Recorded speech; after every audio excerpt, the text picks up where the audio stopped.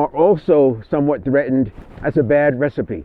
If you are coherent 100%, and with coherence you have less rigidity, less chaos, now you're in a situation where you can do what I call micro-recoveries. Here's why it works.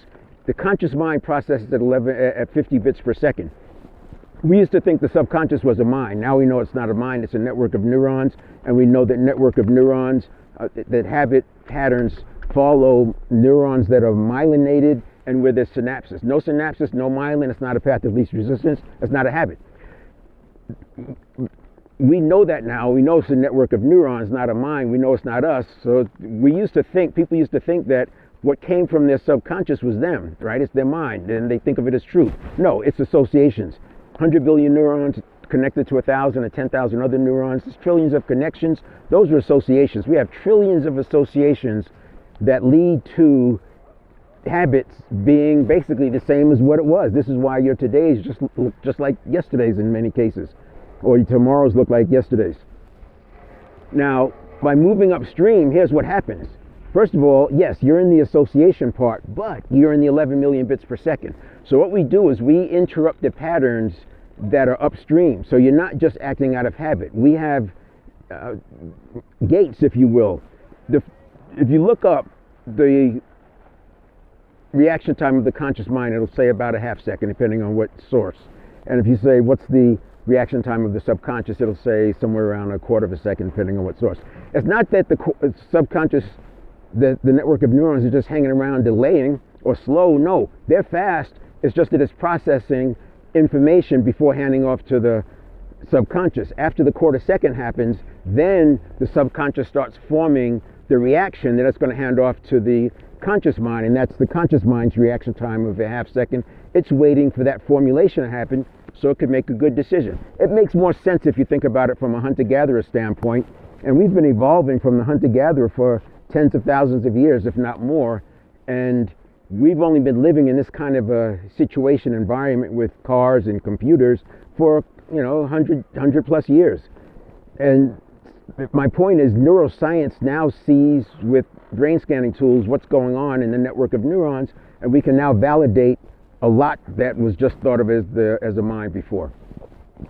Now, by moving upstream and having gates, so you have a half a second between the stimulus and the conscious mind, but there's another 100 milliseconds, a tenth of a second that happens even before that, because the brain and nervous system are always searching, always predicting. They walk into a room, you walk in, somebody enters the room, you get in your car, whatever, anything you do, the central nervous system and brain are trying to predict what's the likelihood. They want you to be already biased for whatever stimulus comes. They want you to be prepared. It makes sense, again, if you're a hunter-gatherer. So you have 600 milliseconds, the 100 milliseconds of pre-listening and the 500 milliseconds, which are basically the first 2/10. That's initial detection. It's pre-listening and initial detection. You got to catch it really, really early to get it there, but you can. And one of the ways you do it is by changing your perpetual question, so your pre-listening is different. Then the next 2/10, that's the middle 2/10, that's where we do redirection training. So you want to redirect your subconscious so it's not looking for tigers at every corner. It's recognizing that most of the stimuli you come across are going to be positive or neutral. And it shifts it from looking for threats to seeking opportunities. You still have the ability to seek threats. If you see a poisonous snake, you're still going to know what to do, but it doesn't treat every single movement like a snake or a tiger. That's the middle 2/10. That's more training. We're training the network of neurons to function favorably, and it takes 90 seconds a set, 3 sets a day for about 6 weeks, and you'll have it locked where you can have that more positive, less threat response even when there's chaos all around you. And then the third 2/10 is later in the system, but you're still in the 11 million bits per second processing, and what we'll do there is use anchors. By this time, you can feel it coming up. You can feel that sensation coming up because the network of neurons has to convert the signal going through the neural pathways into something the conscious mind can perceive, which is a thought, emotion, bodily sensation, maybe a picture, something like that. So by that third 10th, you can feel it coming up. And as you feel it coming up, that's your last line of defense in the fast place, the preconscious.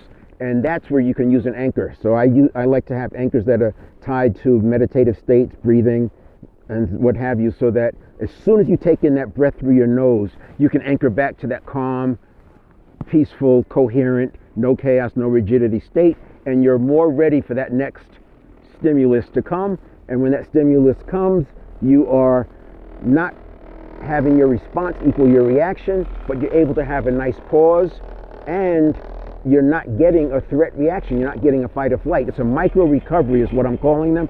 So in that situation with the police officer, you're not sitting there with two people escalating. You're doing micro-recoveries. So rather than go into further levels of fight or flight, you're going into focus and engage. And that's how this works. All right. Tune in. Self-mastery. You can find more if you go to 7stepreset.com/mastery. That's with the digit 7. 7stepreset.com/mastery. And I also go live every morning talking about topics like this.